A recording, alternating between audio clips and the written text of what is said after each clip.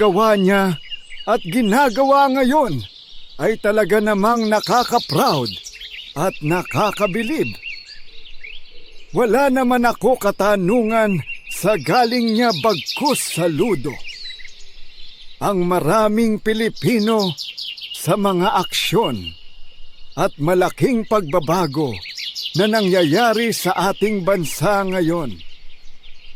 Ang hindi ko lang maintindihan, bakit niya hinayaan na babuyin o lapastanganin ng mga senador ang konstitusyon na nasusulat sa batas o rules sa Senate, lalong-laloan sa impeachment trial case against VP Sara. Lantaran, ang pangbabalahura ni Cheese Escudero sa rules ng impeachment trial case against VP Sara, lantang impeachment. At ngayon, nagawa nila mapa-archive ang impeachment.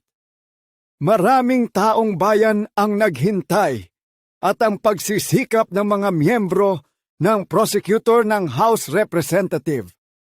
Kung tutuusin kung pagbabasi ang impeachment, kaya lang pilit nilang binabaluktot ang isang tuwid na bakal. Hay mga apo! Ako nga pala si Apo Lakay na 300 years old nang namumuhay dito sa kagubatan.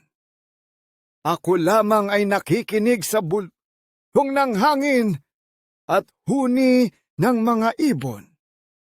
Nababatid ang